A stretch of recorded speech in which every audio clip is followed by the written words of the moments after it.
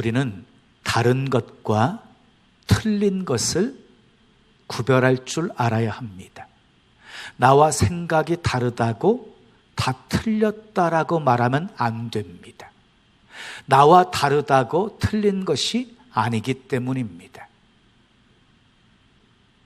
오히려 내가 생각했던 것보다 다른 사람의 생각이 옳을 수도 있고 나보다 하나님이 더 기뻐하실 수도 있는 것입니다. 그러므로 우리는 다른 것을 서로 인정할 수 있어야 하는 것이에요.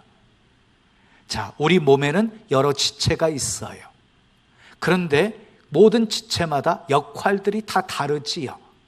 근데 서로를 인정하고 서로 돕고 협력하여서 온전한 몸을 이루는 것처럼 다른 것은요 서로 인정해야 되는 것이에요.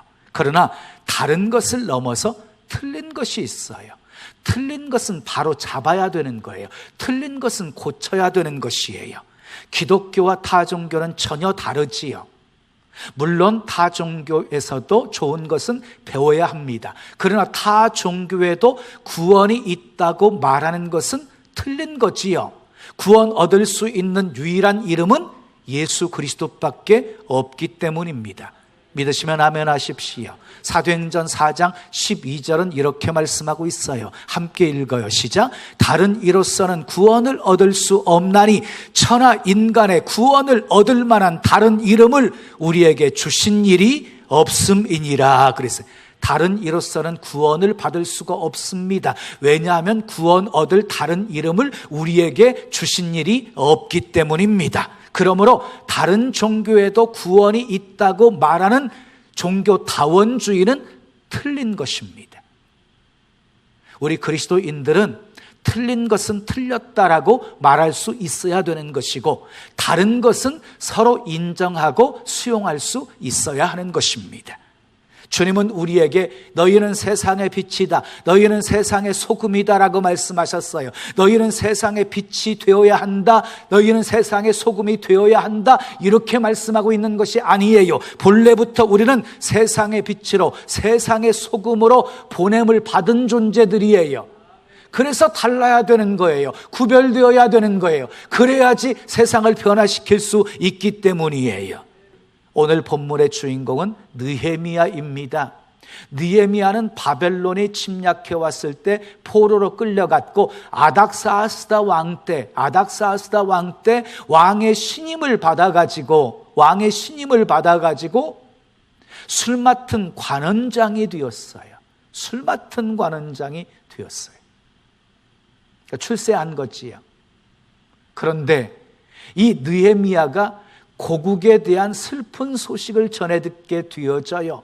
백성들이 능력을 당하고 성문은 불에 타버리고 성벽은 다 무너졌다고 하는 소식이었어요. 충격적인 소식 앞에 이 느헤미야가 가장 먼저 보인 반응은 기도였어요. 하나님 앞에서 울며 기도합니다. 그리고 자기에게 형통함을 주시기를 기도합니다. 형통함을 달라고 기도했던 것은 자기 욕심을 채워달라는 기도가 아니었어요. 왕에게 은혜를 입어서 예루살렘을 회복하는 일에 앞장설 수 있게 해달라고 기도한 것이에요.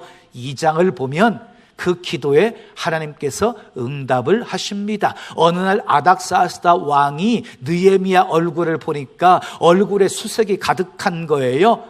무엇 때문이냐? 무엇을 원하느냐? 이렇게 묻습니다. 그때 느헤미야가 나를 유다 땅으로 보내어서 무너진 성벽을 재건할 수 있도록 허락해 주십시오 하고 청을 해요.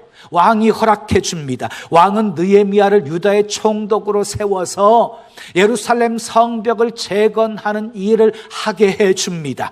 부탁하지도 않았는데 군대 장관과 마병까지 풀어서 호위하게 해 줍니다. 아주 특별한 혜택을 받은 것입니다. 이 모든 일을 느헤미야는 하나님의 선한 손이 도와주셔서 되어진 것이라고 고백을 합니다.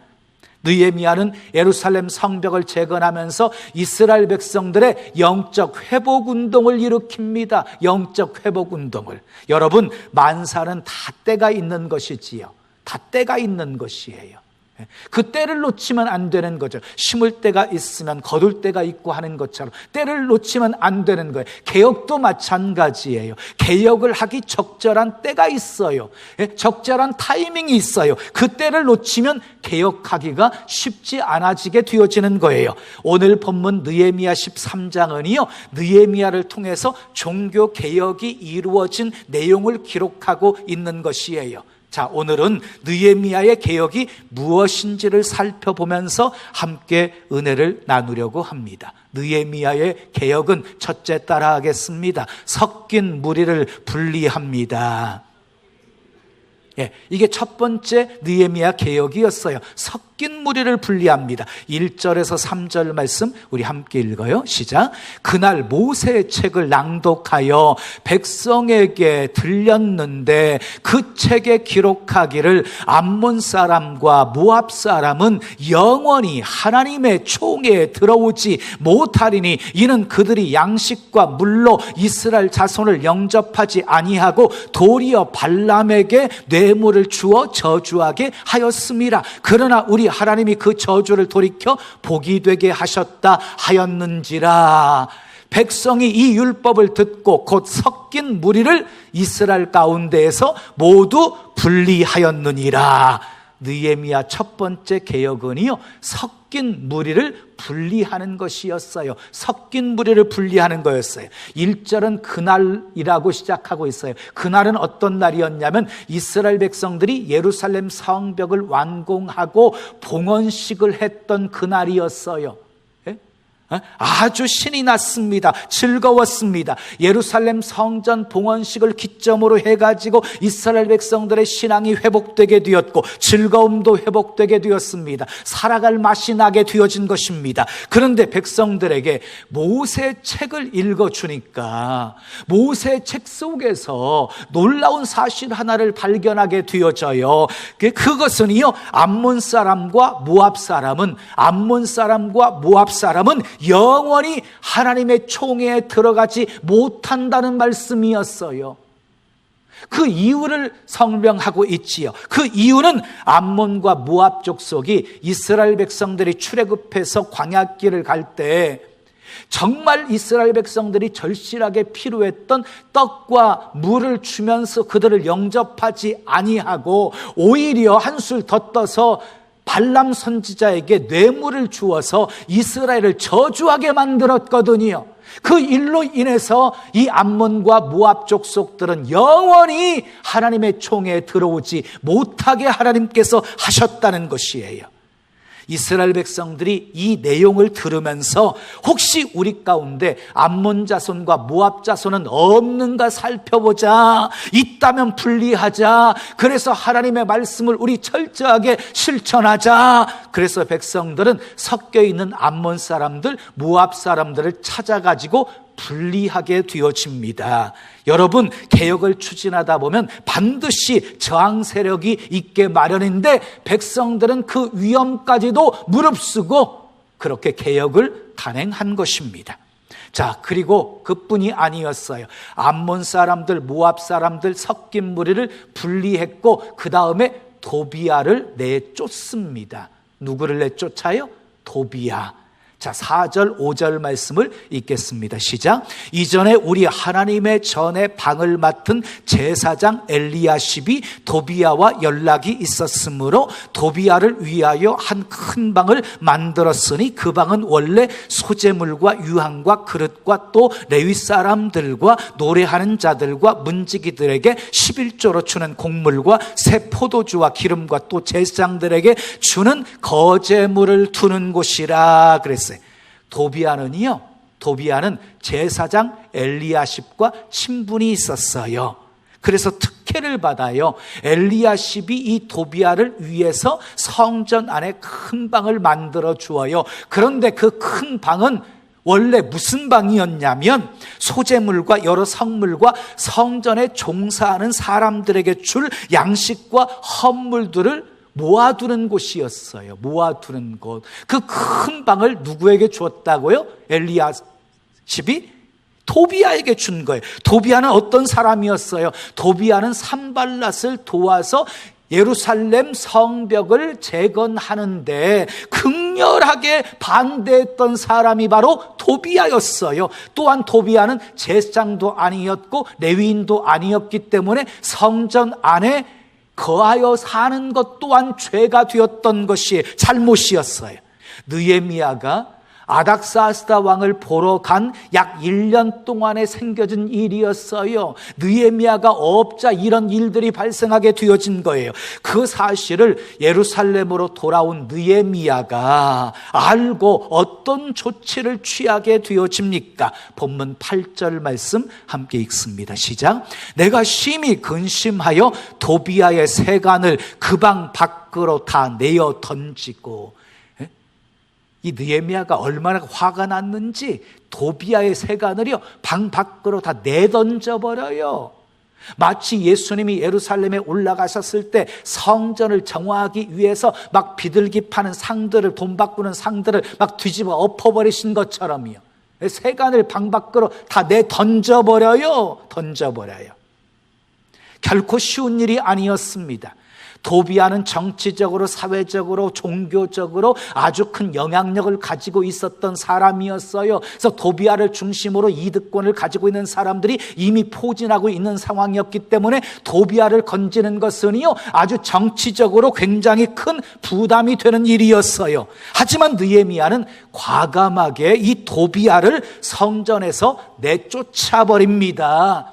느헤미야에게는 아닥사스다 왕이라는 더 든든한 배경이 있었기 때문이었어요. 사랑하는 여러분, 우리에게는 어떤 배경보다도 더 든든한 하나님이란 배경이 있습니다. 아멘. 그러므로 과감히 우리 안에 있는 도비아를 내쫓아버리시기를 바랍니다. 두 번째 개혁입니다. 따라하겠습니다. 레위인들을 복귀시킵니다.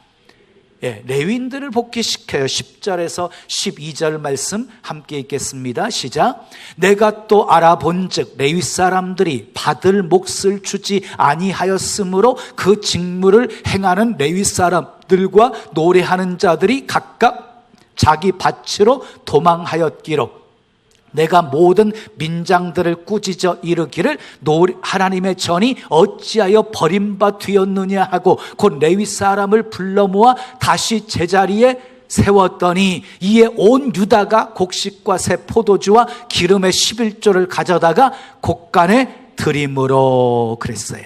이스라엘 백성들이 신앙이 흔들리게 되어지자 11조를 드리지 않게 되어집니다. 레위인들은 자기 몫을 받아야 살아갈 수가 있는데 레위인들이 받는 몫은 11조였거든요. 그런데 11조를 백성들이 바치지 않게 되어지니까 결국은 굶어 죽게 생긴 상황 속에서 자기 밭으로 다 레위인들이 도망가게 되었다는 것이에요. 이것을 한 느헤미야가 기가 막혀서 개혁을 추진합니다. 먼저 백성들의 지도자들을 꾸짖습니다. 여호와의 전이 어찌하여 버림받되었느냐? 여호와의 전이 어찌하여 버림받되었느냐? 그리고 레위 사람들을 다시 불러 모아서 다시 제자리에 세웁니다. 레위인들을 복귀시킨 것입니다. 그러자 백성들이 11조를 가져다가 곡간에 드립니다. 예나 지금이나 11조 하기는 쉽지 않은 일입니다. 어떤 분들은 교회 나오자마자 11조 드리는 분들도 있어요. 근데 대부분이 한 3년에서 5년 정도 신앙생활 하다가 은혜 받아야지만이 할 수 있는 것이 11조거든요. 그처럼 힘든 것이지만 11조를 드리면 하나님께서는 반드시 그 헌신을 기억해 주십니다. 살다 보면 어때요? 형편이 아주 어려울 때가 있잖아요. 형편이 어려울 때 가장 힘든 게 뭐예요? 11조 떼는 거예요. 예? 힘든 형편 속에서 11조 떼기는 정말 쉽지가 않아요. 그러나 우리는 그때 하나님을 전폭적으로 신뢰하셔야 합니다. 물질을 놓으면 죽을 것 같지만 하나님은 결코 죽지 않게 하십니다. 오히려 하나님께서는 우리를 축복하시려고 우리가 붙들고 있는 그 물질을 놓으라고 말씀하고 계십니다. 놓으면 하나님이 친히 붙잡아 주십니다. 우리는 물질 놓는 훈련을 잘 하셔야 돼요. 그 기본 훈련이 11조 훈련이에요. 여러분, 이렇게 11조 훈련을 잘 받은 사람은요, 물질의 축복이 주어져도 변함없이 11조를 드리면서 하나님을 경외하는 삶을 살게 되어져요. 그런데 이 11조 훈련이 되어져 있지 않는 사람에게 물질의 축복이 주어지게 되잖아요. 그럼 백발백중 하나님을 다 버리고 떠나 죽음의 길을 걸어가게 되어져요. 그러므로 사랑하는 여러분, 어려울 때일수록 11조 생활을 체질화 하셔야 돼요. 체질화 시키셔야 돼요. 어려울 때 온전한 11조 생활은 하나님을 감동시키는 최상의 영적 별미가 될 것입니다. 세 번째 개혁입니다. 따라합시다. 안식일을 온전히 준수하게 합니다. 안식일을 온전히 준수하게 해요. 15절에서 16절 말씀 읽어요. 시작. 그때에 내가 본즉 유다에서 어떤 사람이 안식일에 술틀을 밟고 곡식단을 나귀에 실어 운반하며 포도주와 포도와 무화과와 여러 가지 짐을 지고 안식일에 예루살렘에 들어와서 음식물을 팔기로 그날에 내가 경계하였고, 또 두롯 사람이 예루살렘에 살며 물고기와 각양 물건을 가져다가 안식일에 예루살렘에서도 유다 자손에게 팔기로. 자, 보세요. 느헤미야가 다시 예루살렘으로 귀환했을 때 안식일 날 민정시찰을 나갔어요.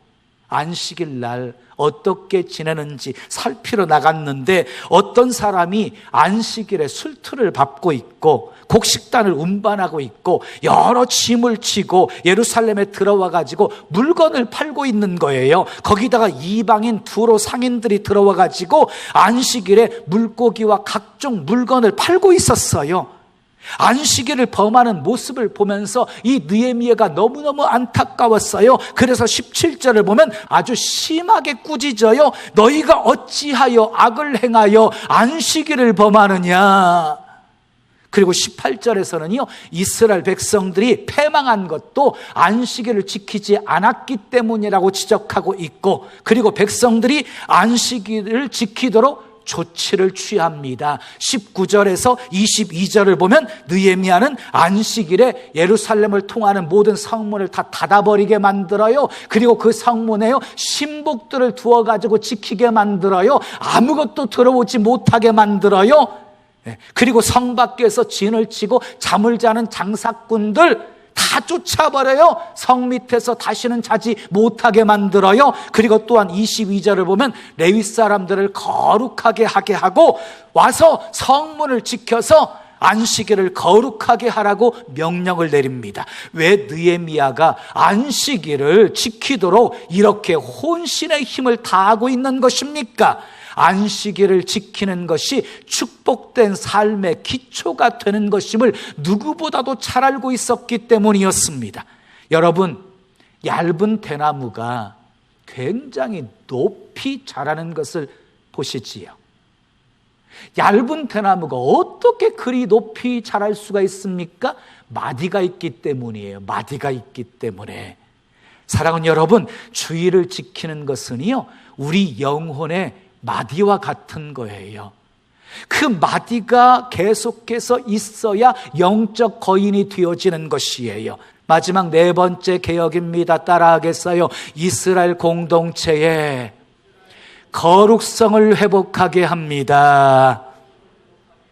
자, 23절에서 28절을 보면 느헤미야가 이스라엘 백성의 공동체의 거룩성을 지키게 하기 위해서 이방인들과 통혼하지 말라고 선포해요. 이방인들과 통혼하지 말라. 솔로몬이 이방 여인과 결혼함으로 인하여 가지고 그 결말이 아름답지 못하고 하나님 앞에 범죄하게 되어진 것처럼 너희도 이방인과 통혼해서 다시는 그런 죄를 범하지 말아라. 이렇게 선포해요. 그리고 느헤미야는 말씀대로 개혁을 시도하다가 감히 손댈 수 없는 대제사장의 손자를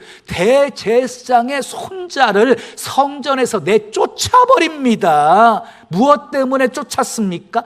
산발랏의 사위가 되었기 때문에 내어 쫓은 것입니다. 28절 말씀 함께 읽어요. 시작. 대제사장 엘리야십의 손자 요야다의 아들 하나가 호론 사람 누구 산발랏의 사위가 되었으므로 내가 쫓아내어 나를 떠나게 하였느니라 그랬어요. 여러분, 이스라엘 일반 백성들도 이방인들과 결혼하는 것이 죄악이었는데 하물며 제사장 가문에서 그렇게 이방인들과 통혼했다고 한다면 이건 보통 큰 죄악이 아닌 것이잖아요.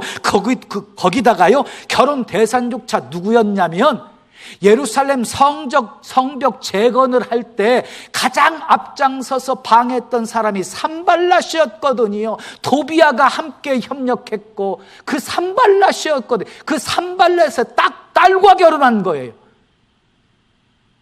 그가 비록 대제사장의 손자였지만 성전에서 내쫓아버립니다.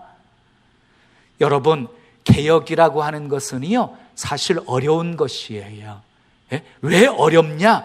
기득권을 내려놓기가 만만치 않기 때문에 어려운 거예요. 저항의 강도가 만만치 않기 때문에 어려운 것이에요. 그럼에도 불구하고 느헤미야는 이스라엘 백성들의 공동체의 거룩성을 지키기 위하여서 개혁의 칼을 뽑아든 거예요. 그리고 이스라엘 공동체를 새롭게 쇄신을 합니다.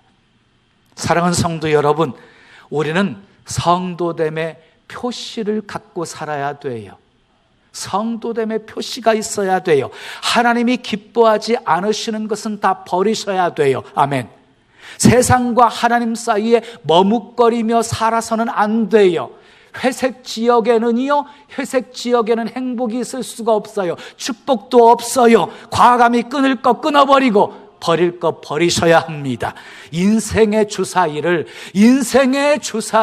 하나님 편으로 던지는 사람은 결코 실패하지 않습니다. 이 세상에서 가장 불행한 사람은 누구일까요? 하나님에게 잊혀지는 사람입니다. 가장 불행한 사람이 하나님께 잊혀지는 사람이에요. 그래서 느헤미야는요, 종교 개혁을 하면서 여러 번 하나님이여 나를 기억하옵소서, 하나님이여 나를 기억하옵소서 이렇게 기도했습니다. 14절을 보십시오. 시작. 내 하나님이여 이 일로 말미암아 나를 기억하옵소서. 22절도 보겠습니다. 시작. 내 하나님이여 나를 위하여 이 일도 기억하시옵고 주의 크신 은혜대로 나를 아끼시옵소서. 그 다음에 31절을 보겠습니다. 시작. 내 하나님이여 나를 기억하사 복을 주옵소서. 지금 3번이나 계속해서 느헤미야가 하나님께 나를 기억해달라고 기도하고 있죠. 기억해달라고 하는 것은 자기가 지금 잘한 일에 대해서 생색을 내기 위함이 아니었어요. 힘든 개혁 작업을 할 때 하나님이 내 힘이 되어주세요. 감당할 수 있도록 능력을 주세요. 이렇게 기도한 것이었어요. 결국 하나님은 느헤미야를 기억해 주십니다. 도와주십니다. 힘이 되어 주십니다. 넉넉히 개혁의 사명을 완수하게 하십니다. 사랑하는 여러분, 우리는 이 시대에 느헤미야가 되고자 하는 비전을 가지셔야 합니다. 우리 모두 느헤미야가 되셔야 합니다. 영적 회복 운동을 일으키셔야 됩니다. 개혁은 나로부터 시작되어져야 합니다. 지금은 죄악이 넘치는 때입니다. 이런 때일수록 무엇보다 하나님 말씀에서 벗어난 것들을 분리하셔야 됩니다. 버릴 것은 다 버리고, 아멘, 끊어버릴 것 다 끊어버리고, 그리고 쫓아낼 것 다 쫓아내야 합니다. 어려운 환경 속에서도 11조를 드려야 됩니다. 주의를 거룩하게 지켜야 됩니다. 공동체의 거룩성을 지켜야 됩니다. 그러면 하나님이 기억해 주십니다.